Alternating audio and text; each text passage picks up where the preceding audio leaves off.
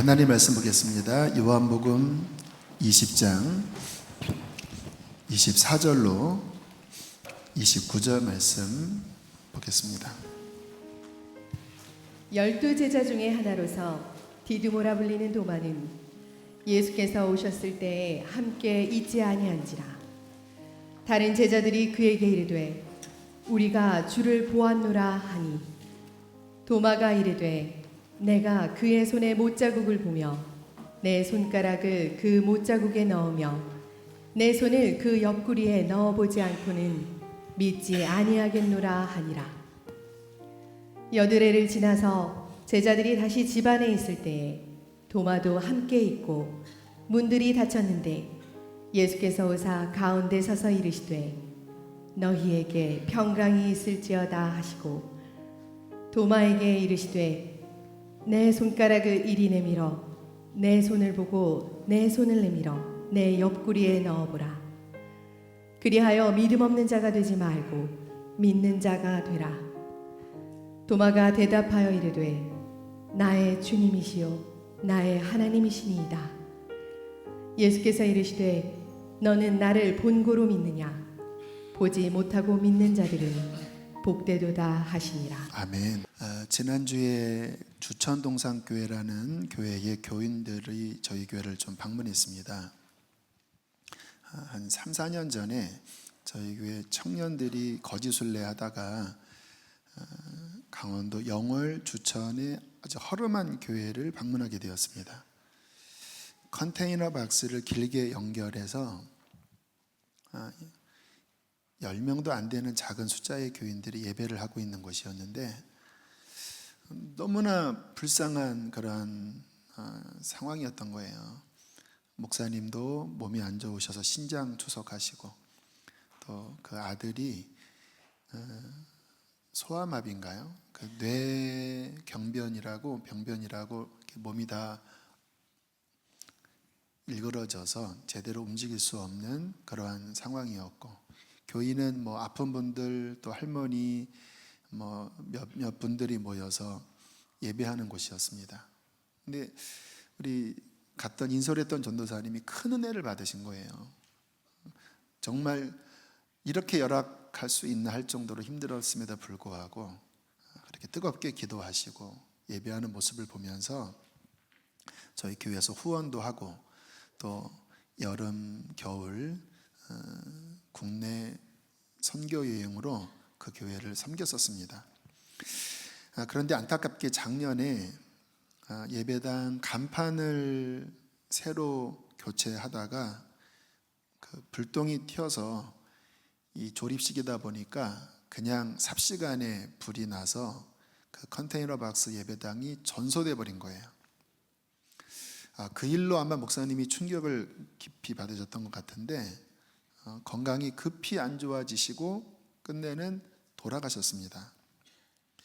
그 이야기를 듣고 너무나 안타깝고 또 교인들은 어떻게 됐을려나 그런 걱정이 있었는데 그 이후에 아주 좋은 소식이 들려왔어요. 인근에 땅을 구입을 할 거라고 또 예배당도 구입을 할 거라고 하는 그런 이야기를 들었습니다. 그때 아마 저희 교회에서 헌금을 모았는데 2천여만 원을 그 교회에 후원금으로 보냈었습니다. 그리고 지난 수요일 날 오셔서 그간에 있었던 일을 이야기를 해주시더라고요. 목사님이 돌아가신 다음에 이제 교인들은 다 뿔뿔이 흩어져야 되잖아요. 근데 사모님 마음 안에 그런 생각이 드시더래요. 25년 동안 눈물로 기도하면서 씨를 뿌렸는데 여기서 문을 닫으면 그 모든 수고가 다 끝나버리는 것이 아닌가. 너무 아깝더래요. 그리고 기도하는데 주님께서 네가 이 목회를 이어서 하라라고 하는 감동을 주셨다고 합니다. 사모님은 사회복지 쪽을 전공하시고 그냥 사모 역할만을 하셨는데 워낙 교회 상황이 특수하니까 그런 감동을 주셔서 자신이 없었지만 순종을 하셨답니다. 기적이 벌어진 거예요. 그 인근에 그 그 여호와 증인에서 그 굉장히 오랜 시간 사용했던 땅과 건물이 있었는데 그 여호와 증인 그 처소에서 분쟁이 일어나면서 사람들이 흩어졌고 그곳이 이제 매매로 나온 거예요. 그런데 하나님께서 우리 교회뿐만 아니라 많은 주변의 손길들을 통해서 그곳을 인수하게 하시고 거기에 예배당을 리모델링해서 들어가셨다라는 거예요. 근데 교인들을 보고 제가 참 감명을 받은 게 뭐 60대, 70대에 다 어르신들인데요. 담임 목사님 돌아가셨으니까 가장 큰 시험이잖아요. 거의 뭐 흩어져야 되는 상황 아니겠습니까? 근데 교인들이 그렇게 뜨거우신 거예요. 우리 목사님의 그 믿음을 이어받아서 우리 사모님, 이제 전도사님이라고 부르시더라고요.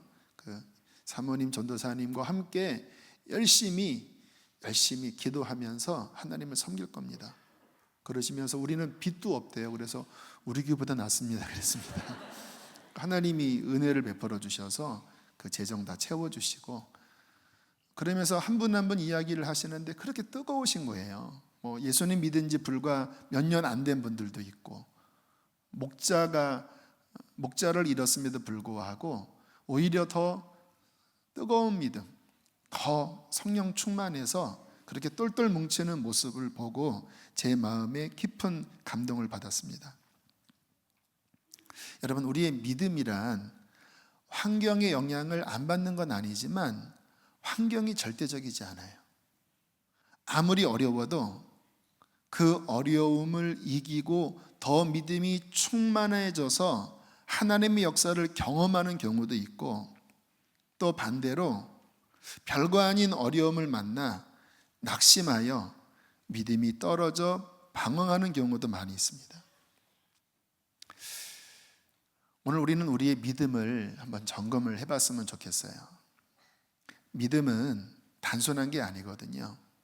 성경에 보면 살아있는 믿음이 있고 죽은 믿음이 있습니다. 건강한 믿음이 있고 병든 믿음이 있어요. 충만한 믿음이 있고 떨어진 믿음이 있습니다. 오늘 본문에 우리가 잘 아는 도마라고 하는 제자가 나옵니다. 굉장히 이성적인 사람이었던 것 같아요. 예수님이 돌아가시자 믿음이 떨어져 버렸습니다. 여러분, 이성적인 게 나쁜 건 아니지만 이성으로 사는 사람들은 환경에 자꾸 흔들리는 경향이 있습니다. 믿음은 보는 것으로 사는 것이 아니라 보이지 않는 하나님 또 그의 약속을 붙잡고 사는 게 믿음이거든요. 예수님께서 살아생전에 죽은 자 살리셨잖아요. 그리고 제자들에게 내가 죽지만 부활한다고 말씀하셨잖아요. 그러면 내 눈앞의 현실이 비록 참담해도 예수님 돌아가셨어도 믿음은 예수님을 바라보고 그 약속을 붙잡는 거잖아요. 근데 이 도마는 굉장히 이성주의적인 사람이라 예수님이 돌아가시자 그만 믿음이 꺾여져 버렸습니다. 예수님께서 약속대로 부활하셨고 또 많은 사람들을 만나 주셨음에도 불구하고 도마는 그 현장에 없다라고 하는 이유 때문에 예수님의 부활을 믿지 않았어요. 심지어는 오늘 본문에 보면 이렇게 이야기를 하지요. 내가 예수님의 손에 못자국을 보고 똑똑히 보고 내 손가락으로 창에 찔린 옆구리에 넣어보지 않고는 못 믿겠다라고까지 이야기를 할 정도였어요. 그러니까 믿음이 완전히 흔들린 거죠. 뭐 사람이니까 연약해서 그런 어려운 상황이면 흔들릴 수는 있는데 지금 도마는 믿음이 꺾여버린 겁니다. 뭐 봤다고 웃기지만 어떻게 죽은 자가 살아나냐. 주님이 내 앞에 나타나서도 나는 못 믿어. 그 손과 옆구리에 내 손을 이렇게 넣어봐야 돼 라고까지 이야기를 했습니다.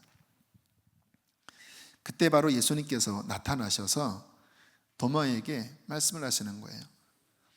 내 손가락을 이리 내밀어 내 손을 보고 내 손을 내밀어 내 옆구리에 넣어보라.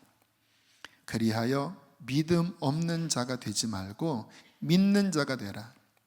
도마가 대답하여 이르되 나의 주님이시요 나의 하나님이시다. 너는 나를 본고로 믿느냐? 보지 못하고 믿는 자들은 복되도다 하시니라. 무슨 말씀입니까? 너는 믿음을 가져라. 환경에 흔들리지 않는 굳건한 믿음을 가져라. 주님이 우리에게 바라시는 것은 믿음을 갖는 것입니다. 그런데 우리의 믿음이 생각보다 작아요. 여러분 아십니까? 겉으로 크게 주여 주여 해도 말 그럴듯하게 해도 그것과 실상 그 마음 안에 있는 믿음과 별개인 경우 얼마나 많은지 몰라요. 목회자도 마찬가지예요. 설교하지만 막상 어려움이 와보면 그 믿음의 실상이 드러나는 경우가 많이 있지요. 제가 군대 갔다 와서 오산이 기도원에 금식 기도하러 갔었습니다.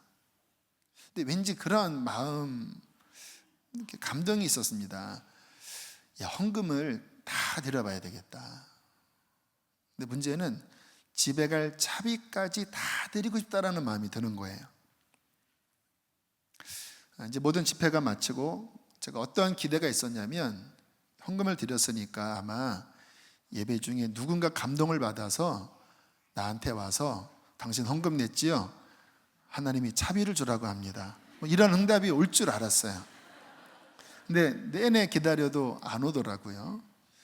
이제 모든 집회가 끝나고 기도원에서 여의도까지는 셔틀버스가 있었기 때문에 여의도까지 왔는데 여의도에서 집에 가려고 하니까 차비가 없는 거예요. 제가 당황하기 시작했습니다.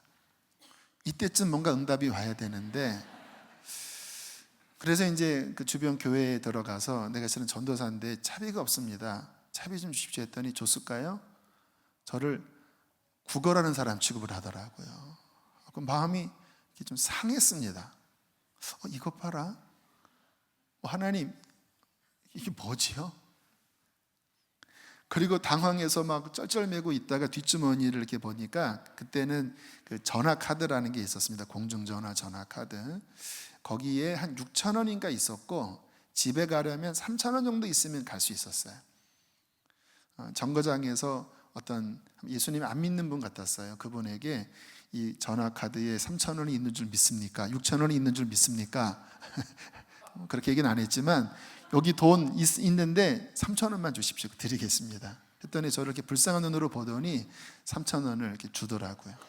그래서 그 전화카드 주고 그 돈 받고 집까지 왔는데 제가 그 일로 하나님께 약간 삐졌어요. 근데 생각을 해보면 제가 헌금을 이렇게 낸 게 좀 착각일 수도 있겠죠. 하나님은 시험한 마음도 있었을려나 모르겠습니다. 근데 결과론적으로 보면 어쨌든 뒷주머니에 그 전화 카드가 차비와 바꿀 수 있는 그 상황이었잖아요. 그러니까 하나님이 응답을 하긴 하신 건데 내 생각대로 된 건 아니에요. 그래서 그 일로 인해서 제 마음 안에 조금 하나님 앞에 좀 이렇게 삐진 마음이 당분간 있었습니다. 지금도 약간 그 부분에 구립니다, 제 마음이. 근데 그게 우리예요.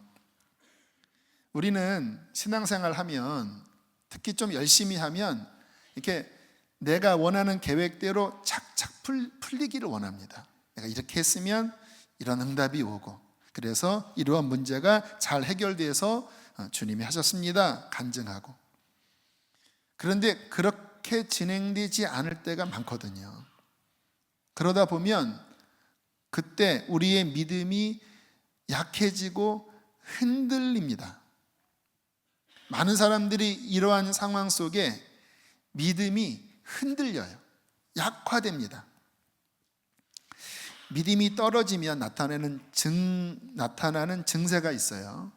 많은 분들이 몸이 좀 안 좋으면 내가 지금 감기 걸렸구나, 병원 가야 되겠구나, 이렇게 자각 증세를 통해서 해결책을 찾는데, 영적인 질병이 들 때, 믿음이 떨어지는 영혼의 병이 들 때 분명히 자각 증세가 있는데도 거기에 적절한 반응을 하지 않아서 믿음이 심각하게 무너지는 경우도 많이 있습니다.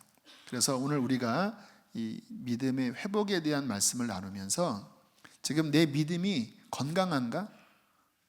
떨어졌나? 이 부분을 점검을 해봤으면 좋겠어요. 믿음이 떨어지면 첫 번째 나타나는 현상이 열정이 식습니다.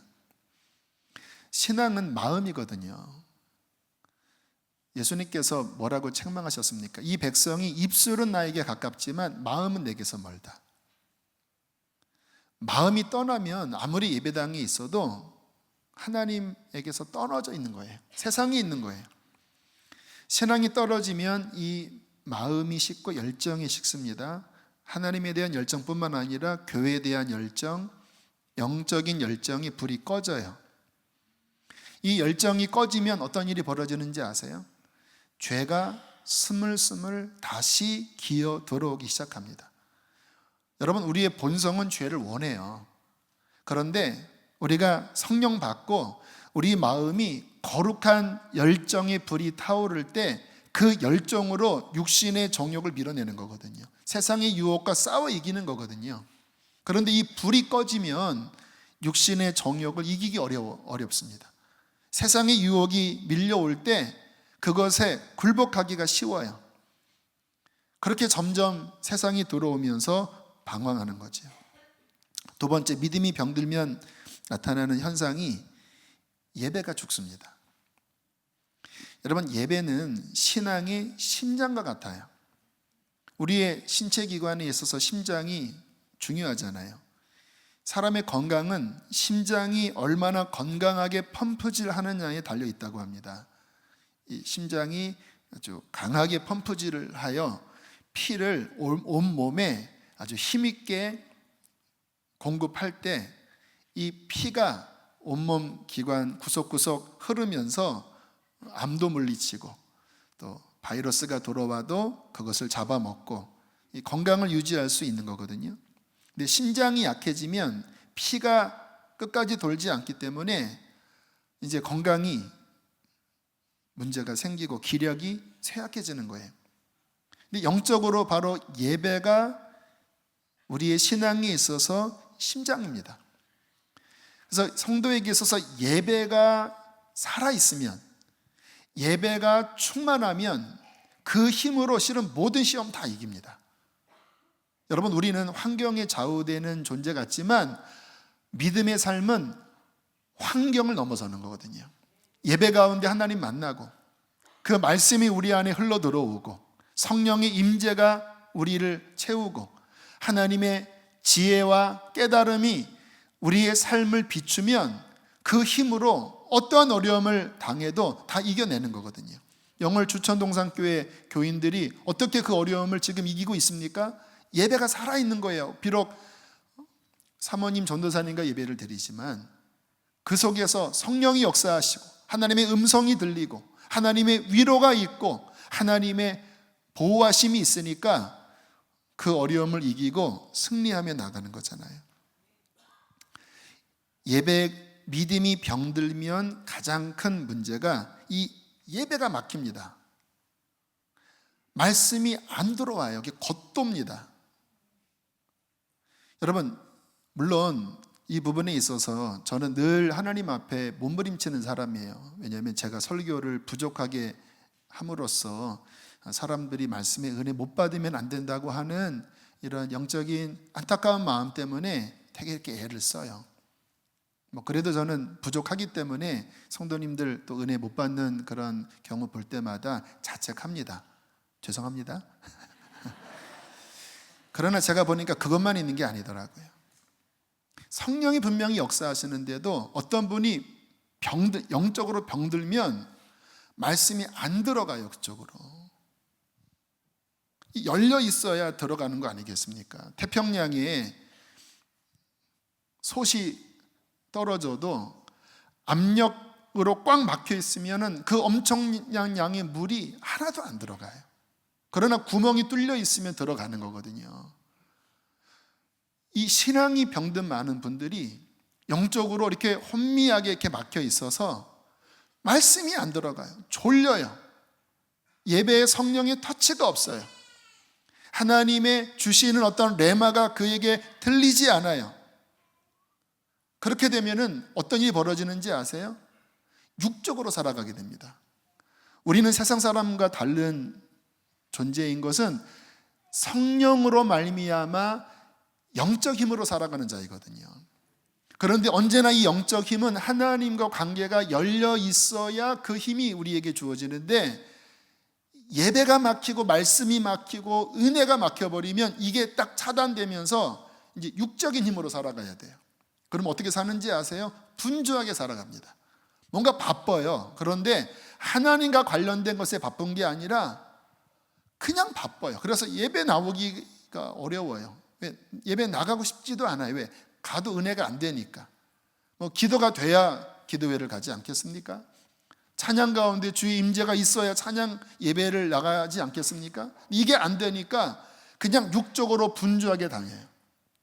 그러다 보면 거기에서 죄 짓고, 거기에서 상처받고, 강팍해지고, 사탄의 공격을 받고, 그러면서 그의 삶에 심각한 문제가 생기게 됩니다. 우리가 이러한 믿음의 병듦, 믿음이 떨어져서 마음이 강팍해지고 예배가 막히고 열정이 식고 그렇게 믿음이 떨어졌다고 여길 때 우리는 다시 믿음을 회복하는 방향으로 나아가셔야 합니다. 회복되지 않으면 정말 시험 듭니다. 사탄이 정말 물고 늘어져요. 별의별 일 다 벌어집니다. 어떻게 우리의 믿음을 지킬 수 있을까? 우리의 믿음을 다시 끌어올릴 수 있을까? 가장 첫 번째는 시험이 올 때 그 시험을 이기는 훈련을 해야 합니다. 많은 분들이 신앙이 꺾인 이유가 어떠한 시험, 일종의 바이러스, 영적인 바이러스가 들어온 건데 이거를 못 이긴 거예요. 그리고는 그 시험에 그만 눌려서 영적으로 막혀버린 거예요. 주님께서는 우리가 시험에 지는 자가 아니라 시험을 이기고 하나님 앞에 영광 돌리는 자가 되기를 원하십니다. 지난 목요일에 북한에서 2년 6년간 억류되어 있다가 작년에 풀려나신 이면수 목사님을 뵙게 되었어요. 이면수 목사님 귀한 감사 예배에 초대를 받아서 가게 되었습니다. 잘 아시는 분은 아시겠지만 이분은 북한에 대한 하나님의 마음을 품고 엄청난 사역을 하셨던 분이시에요. 북한에 지원한 금액만 해도 수십억, 아마 수백억 가까이 후원을 받아서 북한 쪽에 흘려보낸 그러한 사역을 했던 분입니다. 그런데 어느 날 미국인가 캐나다에서 설교를 할 때 북한 정권에 대한 좀 부정적인 이야기를 했나 봐요.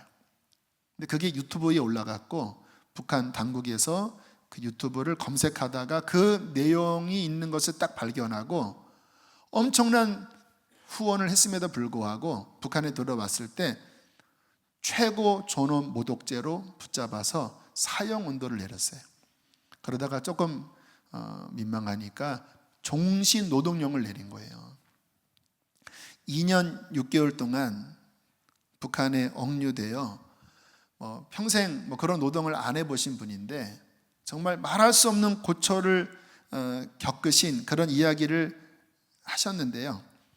저는 이 목사님 말씀을 들으면서 참 감동받았던 게 그곳에서 낙심하지 않고 오히려 더 회개하시고 또 성경 읽을 수 있도록 배려를 해줬더라고요. 북한 당국에서 성경을 더 읽고 더 주님만 바라보면서 그 2년 6개월을 승리하셨더라고요. 힘들 때마다 고린도 전서 10장 13절 말씀이 생각났다고 해요. 사람이 감당할 시험 밖에는 너희가 당한 것이 없나니 오직 하나님은 미쁘사 너희가 감당하지 못할 시험 당함을 허락하지 아니하시고 시험 당할 즈음에 또한 피할 길을 내사 너희로 능히 감당하게 하시느니라. 이 시험은 감당 못할 시험이 아니야. 하나님이 이길 힘을 주실 거야. 욥기 23장 10절 한번 읽어보실까요? 시작.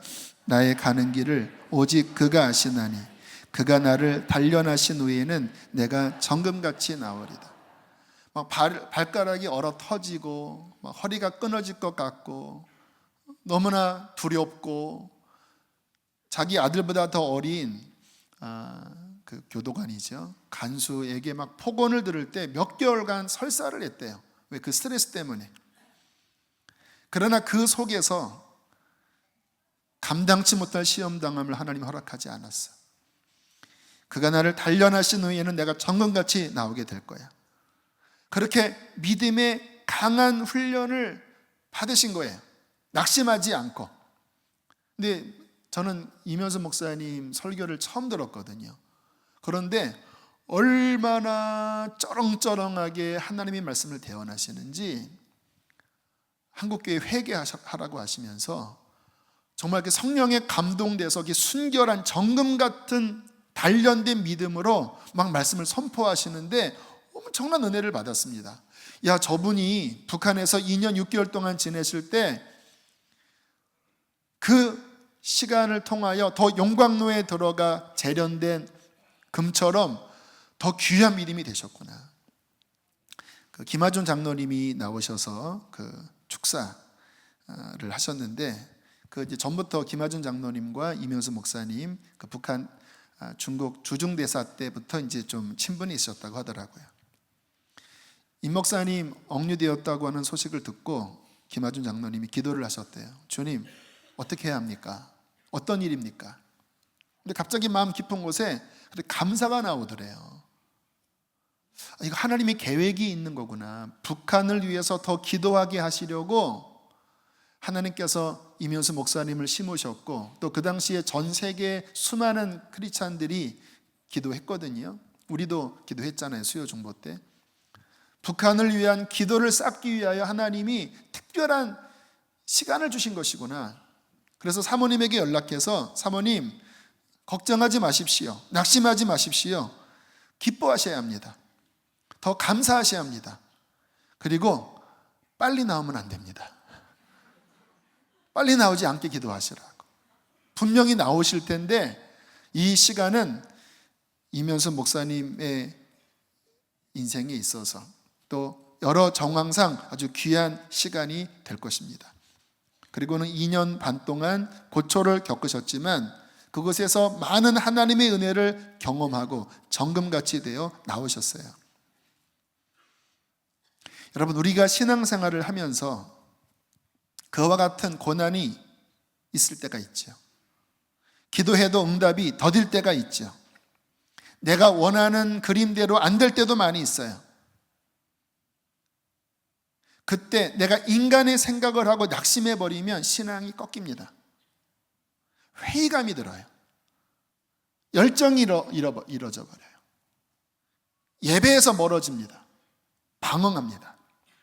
그러나 바로 그때 믿음을 굳건하게 하여, 이 눈에 아무 증거 아니 보이고 이 귀에 아무 소리 아니 들려도 나는 하나님을 신뢰합니다. 나는 하나님을 믿습니다. 나는 보는 것으로 사는 것이 아니라 믿음으로 살아갑니다. 그렇게 믿음을 꺼집어서 사용할 때 그 믿음이 단련됩니다. 그 믿음이 더 성장돼요. 하나님은 이러한 믿음을 찾으세요. 이러한 믿음을 통하여 하나님께서는 귀한 역사를 이루시는 분이세요. 제가 2003년 개척교회를 하다가 조금 더 훈련이 필요하겠다라고 하는 마음이 들어서 기도해서 응답받고 안성하는 교회를 갔습니다. 그때 유기선 목사님이 심우하는 교회였고, 유 목사님은 뭐 지금도 그렇지만 감리교단에서 목회를 제일 잘하시는 분이거든요. 근데 간지 3개월 만에 임지를 옮겨버리신 거예요. 부목사의 입장에서 담임자가 바뀌는 것은 상당한 어려움입니다. 그때 또 제가 신앙에 고민이 든 거예요. 그 오산인 기도원에서처럼 응답 잘못 받았나? 분명히 하나님이 말씀하셔서 온 거 맞는 것 같은데. 근데 교회는 굉장히 어려움 가운데, 이 담임자 바뀐 가운데 혼란이 있었고, 그때 주님께서 이러한 문구를 통해서 제게 말씀하셨습니다. 하나님은 사랑이시다. 그래서 그분의 뜻은 항상 최선이다. 하나님은 전지하시다. 그래서 그분의 인도하심은 항상 옳다. 믿으라는 거예요. 하나님 너 사랑하시고 하나님 모든 것 아시는데 실수하신 게 아니야. 지금 네 생각에 뭔가 안 맞는 것처럼 보여도 하나님은 너를 사랑하시고 모든 것을 아시기 때문에 너에게 허락된 모든 것은 최선이야. 가장 좋은 길이야. 너는 환경에 흔들리지 말고 믿음으로 하나님을 신뢰해라.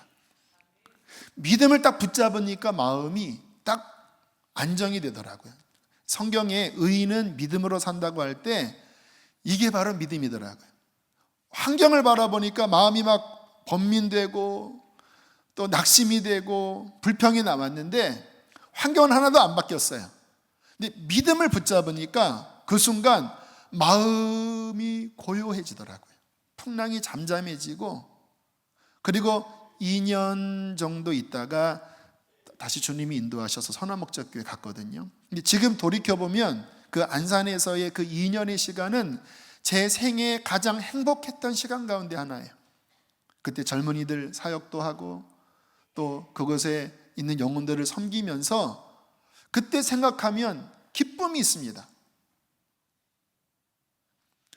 여러분, 하나님의 인도하심이 내 생각과 다르다 할지라도 우리가 하나님을 굳건하게 신뢰하고 믿음으로 걸어가면 주님은 그 모든 것 가운데 은혜를 주십니다. 그리고 아름다운 결실을 맺게 하시는 거예요. 하나님이 우리에게 바라시는 것은 이 믿음을 가지라는 거예요. 성경을 보세요. 하나님의 사람들의 많은 길 안에 그러한 문제들이 있었습니다. 욥을 보십시오. 자녀들 다 죽고 재산 다 날아가고 온몸에는 악창이 들어서 인간으로서 살 수 없는 지경까지 갔어요. 아브라함을 보십시오. 하나님의 명령에 따라 본토 친척 아비집을 떠나 가나안에 온 그 이듬해 흉년이 들었습니다. 자식 준다고 약속해 놓고 10몇 년 동안 100세가 되기까지 아무런 변화가 없는 거예요. 주님은 뭐라고 말씀하십니까? 네 눈에 증거가 아니 보이고 귀에 아무 소리 안 들려도 나의 의인은 믿음으로 살 것이다. 하나님이 반드시 계시고 하나님은 너를 사랑하시고 그의 모든 뜻은 완전하다고 하는 것을 믿음으로 사는 것이다. 그래서 하박국이 이렇게 고백했지요. 비록 무화과 나무가 무성치 못하며 포도나무에 열매가 없으며 감람나무에 소출이 없으며 밭에 먹을 것이 없으며 우리의 양이 없으며 외양간에 소가 없을지라도, 그 다음 읽겠습니다. 나는 여호와로 말미암아 즐거워하며 나의 구원의 하나님으로 말미암아 기뻐하리로다. 할렐루야.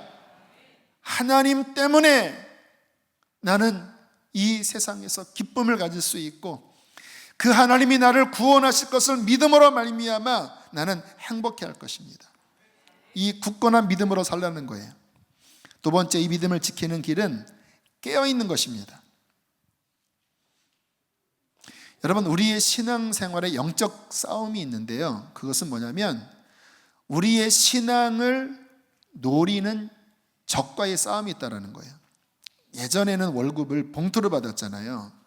그래서 남성들이 이 두툼한 월급 봉투를 받으면 상당히 행복했습니다.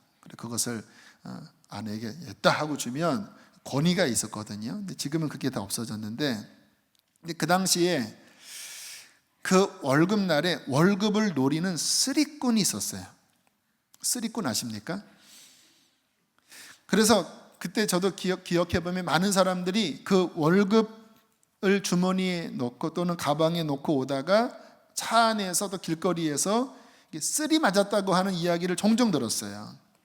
근데 보면 기가 막혀요. 이렇게 막 앞에서 바람잡이가 이렇게 하면 한눈 팔 때 싹 쓸어가고, 또 이 면도칼로 가방 밑을 꽉 찬 이 버스 안에서 싹 뜯어서 그 월급 봉투를 싹 빼가면서 나중에 딱 와봤더니 밑에 가방이 뜯어져 있고 한 달 벌은 월급 다 날라갔다고 그렇게 황망하게 이야기한 그런 일들이 종종 있었죠. 여러분, 우리의 믿음이 그래요. 여러분, 믿음은 영적으로 볼 때 아주 귀중한 보화 같은 거예요.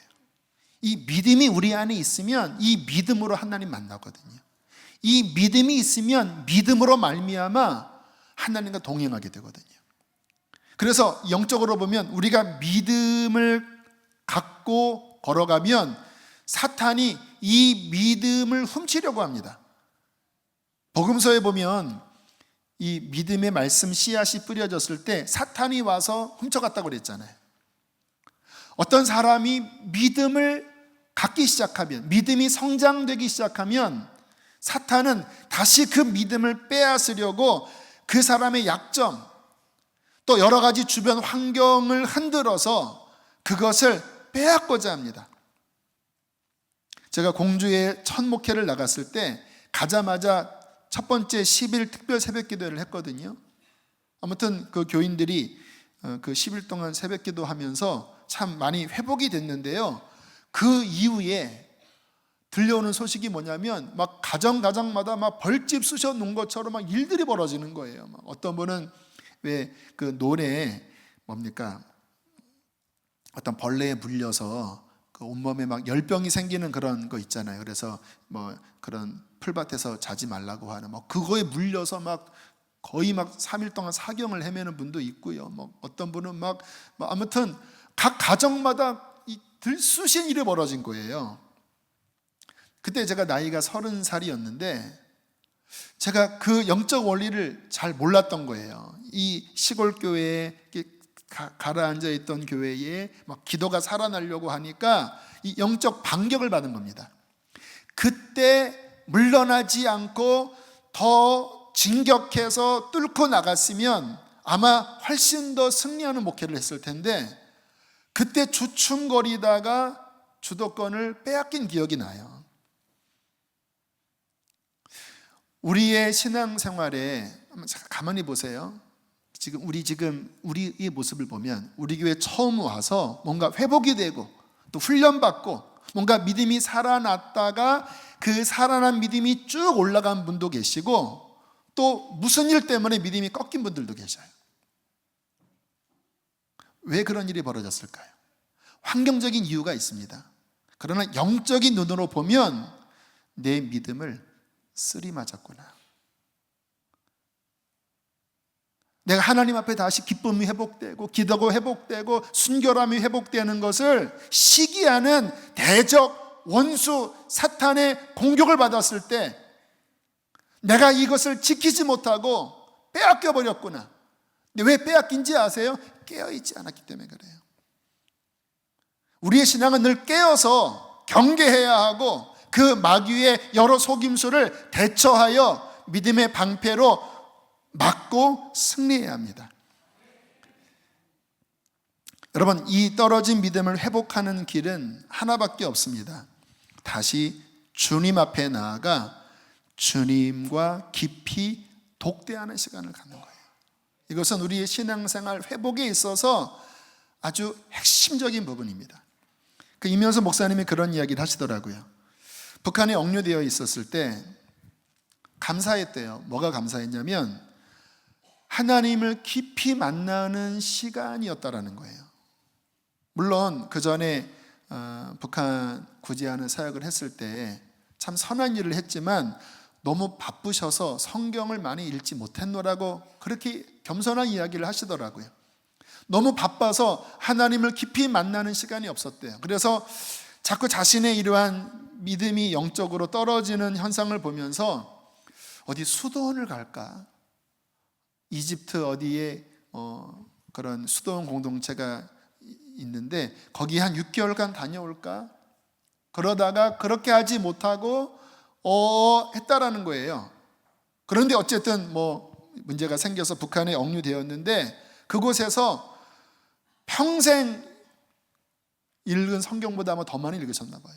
깊이 말씀 묵상하고 또 이 곡괭이질을 하고 그 노동형을 받으면서 하나님 앞에 기도하고 또 앞으로 내가 출소하면 훈련할 훈련 교재들을 이 마음속에 뭐 몇십 과의 그런 레슨 교재를 마음속에 이렇게 준비하는 그런 2년 6개월의 시간을 보내면서 어떤 면에서는 너무 행복한 시간을 가졌다고 하더라고요. 기도할 때 여름에 막 너무 더웠대요. 그때 하나님 앞에 주님 너무 덥습니다. 선풍기도 없습니다. 주님 바람을 주시옵소서. 예수님의 이름으로 기도했습니다 하는 순간 갑자기 이 양 산 사이에서 엄청난 바람이 불면서, 바람이 불 상황도 아닌데 예수님의 이름으로 기도했습니다 하는 순간 막 바람이 부는 막 놀라운 은혜도 막 경험을 하고, 감옥에 이렇게 앉아서 잠깐 쉴 때 그 감옥 창살 저 건너로 이 호박잎이 이렇게 자라나는 것을 이렇게 보게 되었는데요. 그 호박잎이 자라나서 잎을 막 내는 그 장면을 볼 때 막 황홀했대요. 하나님의 그 창조의 섭리를 호박잎 하나를 보면서도 너무나 깊이 느끼면서 황홀하셨대요. 여러분, 우리의 삶에 믿음이 회복되는 길은 그 하나님 앞에 더 깊이 나아가는 것입니다. 많은 분들의 신앙이 왜 떨어질까요? 분주해요. 뭐 때문에 이렇게 분주한지, 하나님과의 만남은 싹싹 피하면서 예배도 피하고 말씀도 깊이 못 들어가고 하는데, 뭐 그렇게 자식 돌봐야 하고 뭐 누구 만나야 하고 뭐 일해야 되고 하면서 영적으로는 피폐해져 있고 믿음은 뚝 떨어져 있고 하나님의 은혜는 메말라 있는 경우가 얼마나 많은지 모릅니다.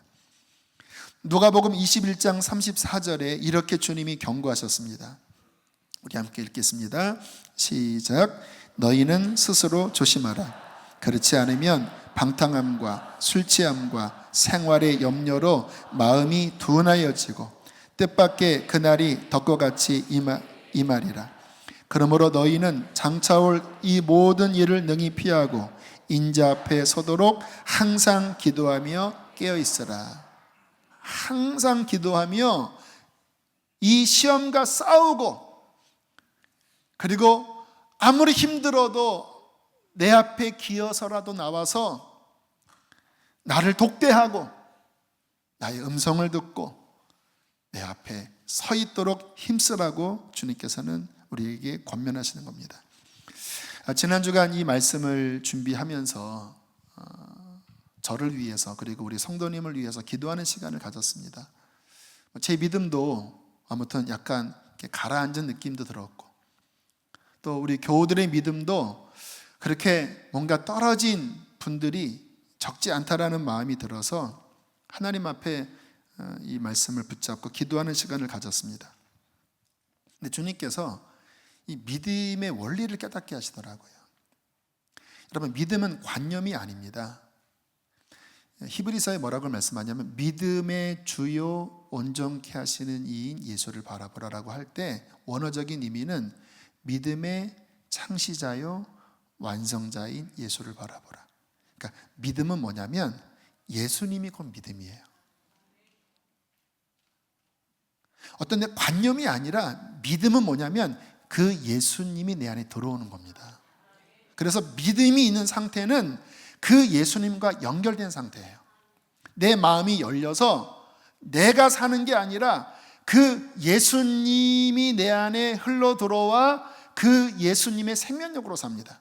그래서 믿음이 살아있는 상태가 되면, 믿음이 충만한 상태가 되면 내가 앞서지 않고 주님이 앞서요. 왜요? 믿음은 주님이 사는 거거든요. 주님이 앞서면 어떤 일이 벌어집니까? 그분이 은혜로 나를 보호하세요. 연약해도 나를 보호하세요. 그 은혜가 나를 이끄세요. 그러니까 수고하고 무거운 짐진 이 세상에서 짐을 주님께 맡기면서 평안함 중에 걸어갈 수 있는 거예요. 아무리 요동쳐도, 내가 수용소에 들어가 있어도, 교회가 불타고 목사님이 소천했어도 믿음 안에 있으면 예수님과 연결되어 있고 예수님이 내 안에 들어와서 나를 앞서 끌어가시기 때문에 넉넉히 이기는 것입니다. 그런데 믿음이 떨어지면 어떤 일이 벌어지는지 아세요? 그분을 바라보지 않아요. 믿음의 주를 바라보는 게 아니라 사람을 바라봐요. 환경을 바라봐요. 그러면서 무엇이 앞서냐면 내 자아가 앞서기 시작합니다. 내 판단, 도마처럼 내 판단, 나의 상처, 내 어떤 것들이 앞서면서 내 힘으로 살아가요. 그러면 잘 사는 것 같잖아요. 근데 문제가 있습니다. 하나님의 도움이 끊어지는 거예요. 그러면 내 힘으로 살다가 어떤 일이 벌어질까요? 시험 들고 상처받고 마음은 강팍해지고 그러면서 엉클어지는 겁니다. 예배는 죽고 열정은 식고 뭔가 이렇게 애를 쓰는데 올라가지는 않고 점점 일은 꼬이고, 이때 다시 주님 앞에 나아가서 하나님, 저는 연약합니다. 주님, 제 믿음이 떨어져 버렸습니다. 다시 내가 앞섰습니다. 주님, 저는 연약하오니 주님을 바라봅니다. 주님, 보혈로 나를 씻어주십시오. 주님, 내가 앞섰던 것들을 회개합니다. 내 입술로 범죄했던 것들을 회개합니다. 내 마음대로 걸어갔던 것들을 회개합니다. 회개해야 합니다. 그리고 다시 주님을 바라보고 하나님을, 예수 그리스도를 의지하기 시작하면 다시 주님과 우리가 연결되는 거예요. 이게 믿음의 회복입니다. 그리고 주님을 계속 바라볼 때 그분의 생명의 은혜가 나를 덮어주시는 거예요. 그때 우리 안에 쓰러졌던 믿음이 일어나고 다시 우리의 삶에 주님의 통치하심 아래 안정이 되고, 할렐루야, 다시 주님의 비전이 보이고 마음이 평안해지고 그 은혜 안에서 승리할 수 있게 되는 것입니다. 믿음이 떨어진 분이 계십니까? 주님을 바라보십시오. 성경 보세요. 성경. 지난 수요일 3월 7일에 성경을 일독했어요. 그래서 제가 제 달력에다가 동그라미 치고 일독이라고 썼습니다. 근데 그 아래에 뭐라고 써 있는지 아세요? 준공. 그날 저녁에 준공이 떨어졌어요. 우연일 수도 있지만 저는 이런 경험 되게 많아요. 한 70일 동안 성경을 한 번 읽으면서 많이 투쟁하며 성경을 읽었죠. 그 속에서 회복도 많이 되고 하나님의 음성도 듣고, 그리고 70일 동안 성경을 다 통독을 할 때 하나님께서 선물을 주시는 경우가 많아요. 6일날 준공될 수도 있고 9일날 준공될 수도 있는데 왜 그날 준공이 됐을까요? 자꾸 이렇게 연결시키는 건 위험한 거예요. 조심해, 이런 신앙 조심해야 돼요. 우리의 삶에 하나님의 말씀에 깊이 나를 들일 때에 주님이 바라봐지고 믿음이 흘러들어오게 됩니다. 여러분, 예배에 힘쓰십시오. 성도의 삶의 중심은 예배여야 합니다. 여러분, 죄송합니다. 일주일에 주일 한 번 예배 나오고 어떻게 신앙의 회복이 돼요? 물론 이 남성분들 바쁘신 분들은 어쩔 수 없는 분들은 이해가 돼요. 그래도 힘써서 심장이 튼튼해야 되잖아요. 주일만이 아니라 새벽에도 그래도 몇 번 나오고, 수요 중보 2시간 가까이 예배하는 모임이에요. 금요 성령 집회 거의 3시간 예배하는 모임이에요. 그 외에 하나님이 저희 교회 안에 풍성한 예배의 잔치를 벌이시잖아요. 지난 금요일에도 고성준 목사님, 토요일에도 또 교회론 특강, 얼마나 은혜가 되는지. 그러한 시간을 통하여 말씀이 들리고 하나님 만나고 심장이 폭해야 바이러스 물리치고 믿음으로 움직일 게 아닙니까? 일주일에 예배 한 번 나오고 난 예배가 너무 힘들어요, 은혜가 안 돼요, 그리고는 그냥 육이 앞서서 시험에 폭 빠져서 불평 나오고 원망 나오고 세상에 휩쓸려 산다면, 좀 전에 읽은 말씀처럼 방탕과 술취와 술취함과 생활의 염려로 영이 둔하여져서 그날이 덕처럼 너희에게 임하는 일이 벌어지지 않으리라고 누가 장담할 수 있겠습니까? 저는 오늘 주일 예배 후에 이전처럼 앞으로 하지 않고 좀 더 기도하는 이 본당 분위기를 만들려고 그래요. 왜냐하면 어떤 분은 좀 더 기도하기 원하는 분들이 계시더라고요. 그래서 그분들은 기도하십시오. 불도 적당하게 하고 음향도 적당하게 조정할 테니까요. 예배에 힘쓰시길 바라고요. 그리고 하나님 앞에 회개하는 시간 가지십시오. 회개가 꼭 부담스러운 것만이 아니에요. 내가 앞섰던 것에 대하여 다시 원위치해야 돼요. 십자가의 나를 못 받고 다시 그분이 나를 인도하는 그분과 나와 주종 관계가 내 내면 안에 온전하게 될 때에 믿음이 그 안에 회복될 것입니다. 사랑하는 성도 여러분, 우리 이 믿음을 끝까지 지킵시다. 하나님께서 우리의 믿음을 다시 일으키시고 기쁨과 찬송이 회복되게 하실 줄 믿습니다. 함께 우리 찬양하겠습니다.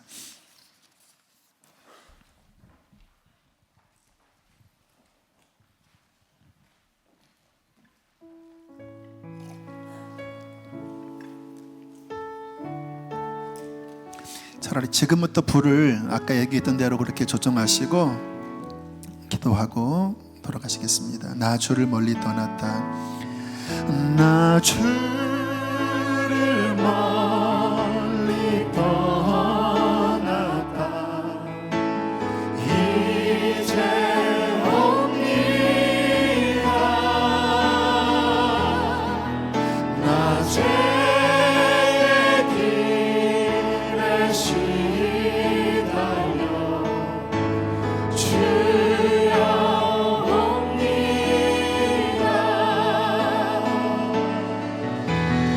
나 이제 왔으니 내 집을 찾아 주여 나를 받으사 맞아 주소서. 나 죄에 매여 고달파 이제 옵니다. 하나님을 돕게 하십시오. 주 크신 사랑 받고자 주여 옵니다. 나 이제 왔으니 내 집을 찾아 주여 나를 받으사 맞아. 우리 마지막 고백합니다. 나 이제 왔으니 나 이제 왔으니 주님 회복하여 주십시오. 내 집을 찾아 주여 나를 맞아 주십시오.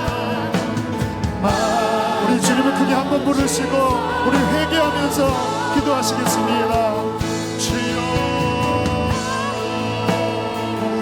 하나님 아버지, 나의 떨어진 믿음을 회복하라고 우리에게 경계하시고 우리를 웃게 하시는 하나님, 주여 우리의 믿음을 회복하여 주시고 하나님, 주님을 따랐던 길에서 내 마음이 멀리 떠나 하나님 열정을 잃어버리고 하나님 세상의 죄악 가운데 육신의 삶 가운데 헤매는 것들을 회개합니다. 주여 주여 십자가 앞에 나갑니다. 주님의 보좌 앞에 나갑니다.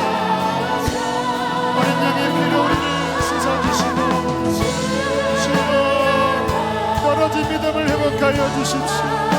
떨어진 믿음을 회복하여 주십시오. 회개하세요. 회개하셔야 합니다. 떨어진 믿음을 회개하셔야 합니다. 주여 아버지여 믿음을 다시 찾게 하여 주십시오. 도마처럼 의심하고 욥처럼 하나님 아버지 원망하고 하나님 방황했던 우리의 삶을 하나님 돌이키게 하여 주시고 하나님 다시 한번 굳건한 믿음 위에 설 수 있도록 하나님 아버지 우리를 축복하여 주십시오. 주님을 바라봅니다. 예수님만을 바라봅니다. 주여 모든 짐을 주께 맡깁니다. 여러분의 모든 짐을 주 앞에 맡기십시오. 모든 무거운 짐을 주 앞에 내려놓으세요. 오직 주님을 붙잡으셔야 합니다. 주여, 주여, 아버지여, 아버지여, 들어주시옵소서. 아버지, 더 기도해야 될 분들은 가지 마시고 10분 15분 더 기도하다가 가시길 바라요. 주님이 당신을 만나기를 원하십니다.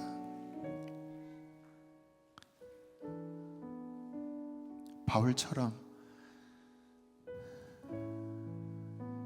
네가 하는 것이 마치 말이 가시체에 뒷팔질 치는 것과 같다. 네 힘으로 애쓰는 것.